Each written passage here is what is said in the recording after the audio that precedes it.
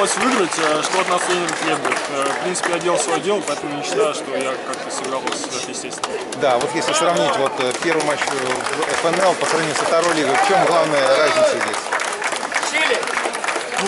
Я думаю, что соперник дает меньше времени для принятия решения. Нужно, да, как бы быстрее обращаться с мячом.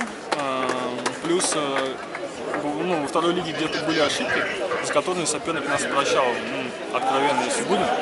А в первой лиге все-таки ребята поопытнее, поквалифицированнее, и поэтому есть какие-то эпизоды, когда там кто-то может упустить, не доиграть где-то, и нас команда соперников может просто наказать. И вам, как защитникам, особенно приятно сыграть, победить на 0 во второй матч? Да, да. Благодаря Александру Владимировичу Фимонову тоже.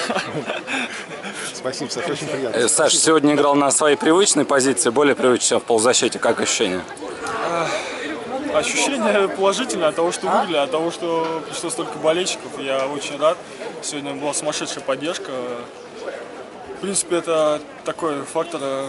Мы любим очень, когда нас поддерживают, и поэтому стараемся играть на 0.